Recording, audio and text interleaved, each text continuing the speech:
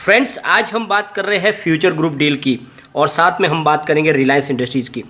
Future group से निकल कर आई है एक दो अपडेट जिनको हम डिस्कस करेंगे और जानने की कोशिश करेंगे कि इनका क्या फ़ायदा हो सकता है इस डील को या फिर क्या नुकसान हो सकता है। साथ में रिलायंस इंडस्ट्री से भी एक बड़ी अपडेट निकल रही है, उसको भी हम डिस्कस करेंगे। और फ्रेंड्स, कैसा है इनका कारोबार और क्या आगे संभावनाएं बन रही है और कहाँ तक जाके ये डील फाइनल हो सकती है और क्या इस डील में कुछ और रोड़े भी अटक सकते हैं। इस समय अमेजॉन के लिए क्या प्लस पॉइंट है और इस समय कौन से प्लस पॉइंट पे खड़ा है फ्यूचर ग्रुप, तो सारी की सारी संभावना इस वीडियो के माध्यम से हम तलाशेंगे। और जिस तरह से ये कोरोना की वजह से सारे के सारे जो दूसरे मामले थे वो अटक चुके, तो क्या इस डील में भी अभी और आगे टाइम लग जाएगा, डिले हो जाएगा, क्योंकि पूरी तरह से हिंदुस्तान में फिलहाल लॉकडाउन की तरफ चला गया हिंदुस्तान। बहुत सारे राज्यों में पूरा लॉकडाउन लग चुका है और कहीं पे आंशिक लॉकडाउन है और संभावना ऐसी है कि कहीं पूरे हिंदुस्तान में लॉकडाउन लग जाए। तो ऐसे समय में बहुत ज़्यादा लॉस होने वाला है फ्यूचर ग्रुप के रिटेल स्टोर को, क्योंकि रिटेल स्टोर बंद है तो कारोबार में काफ़ी असर पड़ रहा है।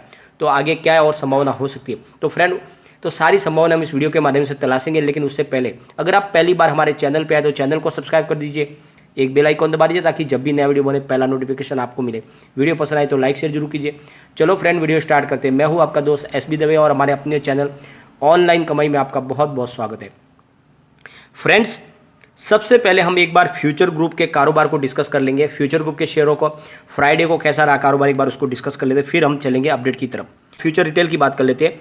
स्टॉक ओपन हुआ था 46 पर, हाई बनाई थी 47.80 की और लो में चला गया था 45.70 के, और एंड में जो क्लोजिंग दी हुआ है 46.90 पर, करीब 2.96% अप पर क्लोजिंग है, तो पॉजिटिव क्लोजिंग है। फ्यूचर सप्लाई चेन की बात कर लेते हैं। स्टॉक ओपन हुआ 73.80 पर, हाई 74.25 की थी और लो में चला गया था 70.80 के, और एंड में जो क्लोजिंग दी वो है 72.20 पर, करीब 1.69% अप पर क्लोजिंग दी थी, तो यहाँ पर भी पॉजिटिव क्लोजिंग है।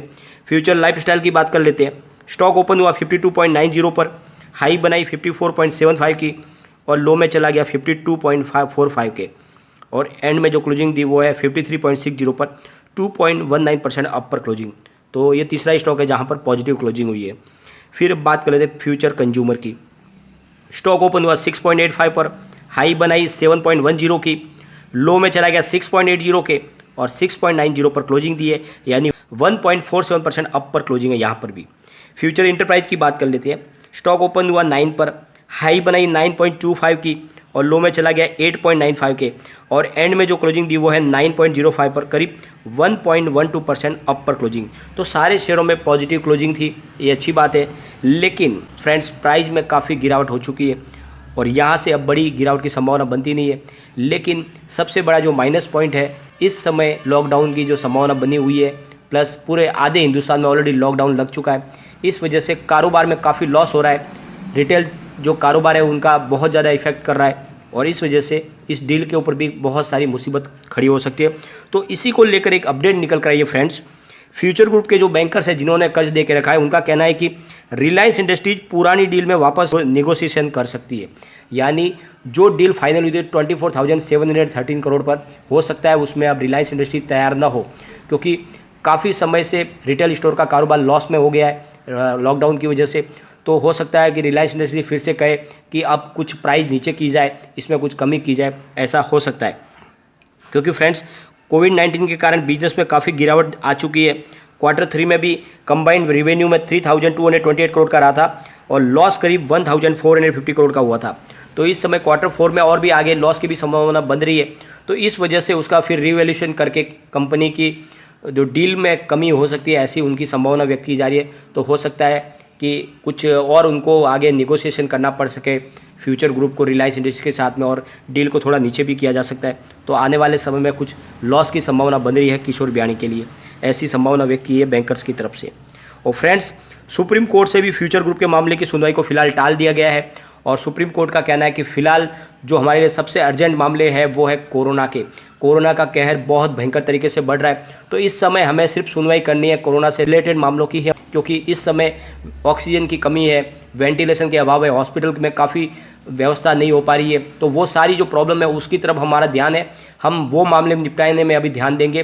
तो दूसरे जो भी मामले हैं फिलहाल उनको रोकना होगा, उनको डिले करना होगा। तो इस वजह से सुप्रीम कोर्ट की तरफ से कहा गया है कि अब ये मामले की सुनवाई टली है और इसको बाद में हम सुनेंगे। तो इससे एक तरह से तो देखें तो फ्रेंड्स ये अमेजोन के लिए एक सेटबैक है।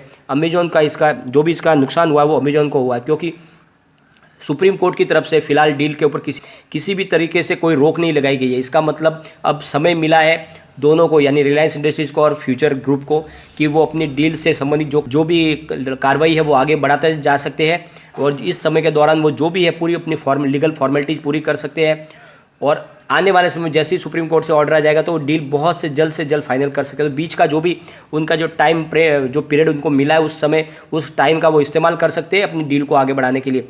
फ्रेंड्स एक तरह से ये एक पॉजिटिव सिग्नल है इस डील के लिए, और इसके जो भी झटका लगा है वो अमेजोन को लगा है, क्योंकि जो भी समय है वो बड़ा है, उसकी वजह से डील अब जल्द से जल्द उसकी प्रोसेस है जो बढ़ सकता है आगे। तो इसके लिए इसको एक पॉजिटिव तरीके से लिया जा सकता है। और फ्रेंड्स ये डील बहुत जल्द होने की तो फिलहाल संभावना अभी नहीं है, क्योंकि कोरोना की वजह से मामला बहुत ज़्यादा मुश्किल में आ चुका है। भयंकर तरीके से कोरोना के मामले बढ़ रहे, एक दिन में अब 4 लाख के ऊपर मामले आने लगे, और अब सबका ध्यान सिर्फ उसी के ऊपर है, किसी भी तरह से कोरोना को कंट्रोल किया जाए। और इस वजह से फ्रेंड्स दूसरी और जो भी कारोबार है, एक्टिविटीज़ है, वो बंद हो चुकी है। तो इस वजह से डील को अभी फाइनल होने में थोड़ा समय लग सकता है, लेकिन इसके लिए ज़्यादा घबराने की बात नहीं है, क्योंकि ऑलरेडी इस डील को इनके जो भी इनके कर्जदाता बैंकर्स हैं उन्होंने भी इसको आगे बढ़ा दिया है, समय बढ़ा दिया, समय सीमा उसकी बढ़ा दी है। अब वो प्रेशर नहीं करेंगे इस डील को जल्दी फाइनल करने के लिए। साथ में रिलायंस इंडस्ट्री की तरफ से भी इस डील के लिए समय सीमा को बढ़ा दिया गया, तो अब ज़्यादा टेंशन वाली बात है नहीं, क्योंकि उनको ऑलरेडी पहले से पता था कि इसमें समय लग सकता है। तो वहाँ से सारी लीगल फॉर्मेलिटीज़ के लिए अभी जो भी समय है वो मिल सकता है इसको, और डील बहुत जल्द फाइनल हो सकती है। और जैसे सुप्रीम कोर्ट में वातावरण बना है तो ये जो भी फैसला आएगा सुप्रीम कोर्ट का वो डील के फेवर में ही आएगा, और उसके पहले कार्रवाई सब पूरी हो जाएगी। तो जैसे डील फाइनल होगी आगे प्रोसेस बढ़ जाएगा। अब हम चलेंगे रिलायंस इंडस्ट्रीज़ की तरफ। फ्राइडे को रिलायंस इंडस्ट्रीज़ का स्टॉक 1937 पर ओपन हुआ, हाई बनाई 1955 की, और लो में चला गया 1926 के, और एंड में जो क्लोजिंग दी वो है 1926 पर, करीब 0.22% डाउन पर क्लोजिंग आई है। फ्रेंड्स फिलहाल ये अपने 52 वीक से 18.47% दूर है, और पिछले एक महीने में 3.55% की गिरावट हो चुकी है, लेकिन इस दौरान निफ्टी 50 में 0.03% की तेज़ी देखने को मिली है। तो फिलहाल जो स्टॉक है काफ़ी अच्छा लग रहा है खरीदारी के लिए, इस लेवल पे खरीदारी की जा सकती है। और मैंने काफ़ी आपको लगातार बोला है, आपको जैसे 1900 और 2000 के नीचे स्टॉक मिले तो आप रिलायंस इंडस्ट्री में खरीदारी करते रहे, आने वाले समय बहुत ही अच्छा इसमें आपको प्रॉफिट देखने को मिलने वाला है। अब हम चलेंगे रिलायंस इंडस्ट्री की अपडेट की तरफ। फ्रेंड्स रिलायंस इंडस्ट्रीज ने एक ठान लिया है कि इस समय जब हिंदुस्तान पूरी तरह से कोरोना से लड़ रहा है तो उन्होंने अपनी तरफ से जितना हो सके उतना सहयोग देने की कोशिश कर रही है, और रिलायंस इंडस्ट्रीज ने एक ठान लिया है कि इस मुसीबत की घड़ी में देश को बाहर निकालना है, और उसके लिए जो हो सके वो अपनी तरफ से कर रहे हैं। और इसके लिए फ्रेंड्स 1000 टन्स लिक्विड ऑक्सीजन की निर्माण कर रहे हैं रिलायंस इंडस्ट्रीज, यानी इंडिया का जो टोटल प्रोडक्शन और उसका 11% अकेला रिलायंस इंडस्ट्रीज का ऑक्सीजन का निर्माण करना है, जो एक बहुत बड़ी बात है फ्रेंड्स। यानी हर 10 पेशेंट के ऊपर एक पेशेंट को रिलायंस इंडस्ट्री की तरफ से ऑक्सीजन की सप्लाई मिल रही है। तो ये बहुत बड़ी एक बात है देश के लिए। इस समय जब लोगों को ऑक्सीजन की इतनी कमी हो रही है, उस समय रिलायंस की तरफ से ये बहुत बड़ा एक काबिल तारीफ कदम उठाया गया है। साथ में रिलायंस इंडस्ट्रीज ने जामनगर गुजरात और मुंबई में 1875 बेड की कोविड-19 के हॉस्पिटल की स्थापना भी कर दी है। तो इस तरह से काफ़ी लोगों को राहत करने के लिए रिलायंस इंडस्ट्री की तरफ से बहुत ही ज़्यादा सकारात्मक कदम उठाए जा रहे हैं। मुसीबत के वक्त में ही हमेशा किसी भी कंपनी को या किसी भी इंसान को हम कसौटी पे कस सकते हैं, उससे पता चलता है कि उसकी नीयत क्या है। तो एक बात समझ में आ गई इस मुसीबत की घड़ी में कि रिलायंस इंडस्ट्रीज देश के लिए हमेशा तत्पर रहने वाली कंपनी है। और भी बहुत सारी हिंदुस्तान की कंपनियाँ जिन्होंने भी अपनी तरफ से यथाशक्ति अपनी पूरी कोशिश कर रहे हैं इस कोरोना से बाहर निकालने के लिए देश को। तो फ्रेंड्स इस समय हमें सबको एकजुट होकर इस लड़ाई से लड़ना ही होगा, और कोई दूसरा चारा भी नहीं है, क्योंकि बहुत ज़्यादा इसका स्प्रेड हो चुका है कम्युनिटी के अंदर। तो फ्रेंड्स फिलहाल इस डील में थोड़े से डिले की संभावना बन रही है, और ये एक पॉजिटिव सिग्नल है इस डील के लिए, क्योंकि उसके बीच में जो भी समय मिलेगा तो डील आगे बढ़ती रहेगी, क्योंकि सुप्रीम कोर्ट की तरफ से इसको अभी रोक नहीं लगाई गई है। तो एक अच्छी बात है। लेकिन फ्रेंड्स आगे और भी कोई नई अपडेट आएगी तो आपके साथ जरूर शेयर करूँगा।